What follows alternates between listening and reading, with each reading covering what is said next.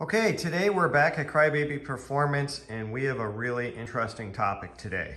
The topic is, what is the weight of your flywheel?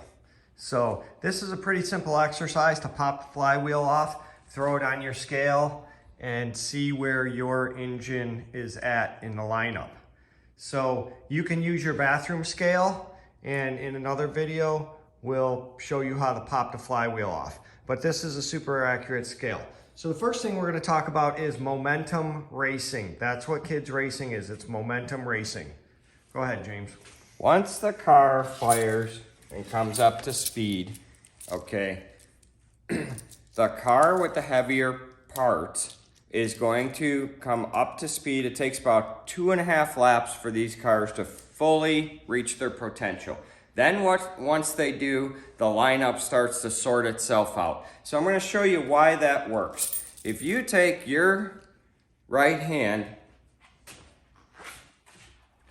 and you swing it in a circular motion, okay, the engine is up to speed. It has no more. It's just rotating. Spark, fire, rotate. Spark, fire, rotate. Now, what's making that engine faster than the next one? So we're going to take this stack of quarters, which is 200 grams. And then I'm going to put it in my hand, and I'm going to do the same thing. Now you're like, whoa, that's really, you can feel that in your hand.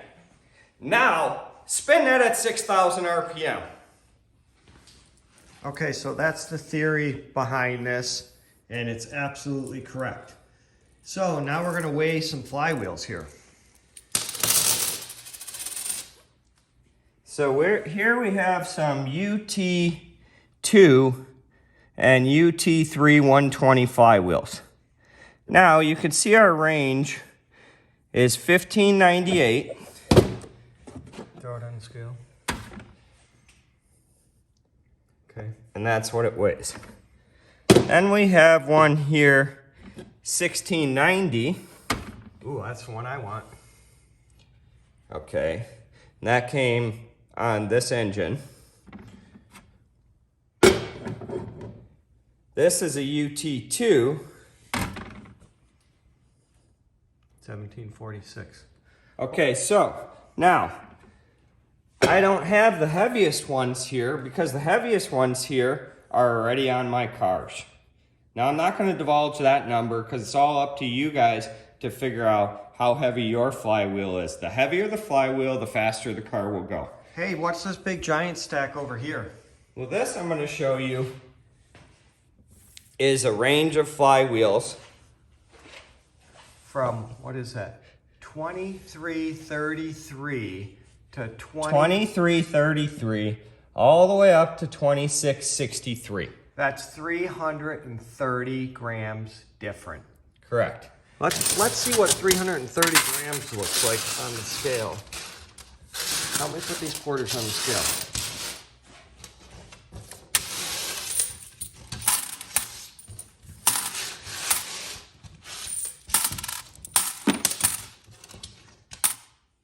There you go. That much heavier. Okay, James, why are some flywheels heavier than other flywheels? Okay, so in the manufacturing process, when they make these flywheels, Honda has a mold, and the mold has a certain amount of cavities. I don't know how many cavities that is, maybe 10 or 12. Okay, and they start to pour the molten metal into the cavity. The molten metal makes it down to the bottom and fills the middle and then to the top.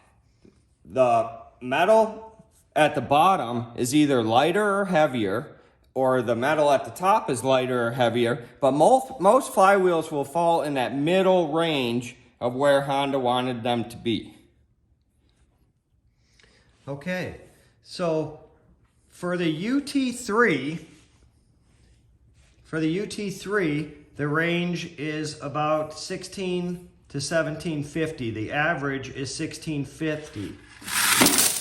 Usak minimum is 1630. On the UT2, it's 1550 to 1775, with most of them around 1600. But the Usak minimum is 1550.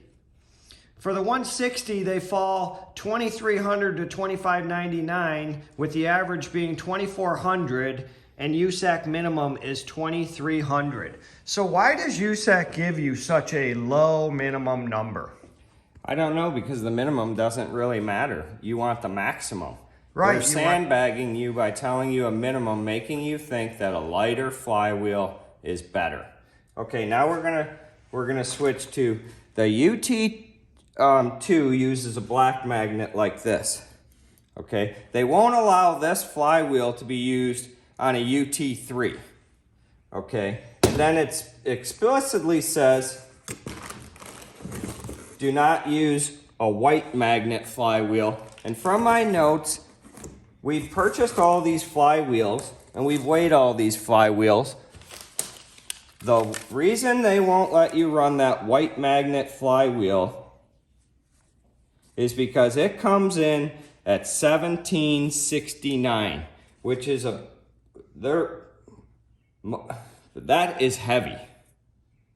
We don't even have one that nearly that heavy. We have a 1746, and then here's one that's brand new in the box.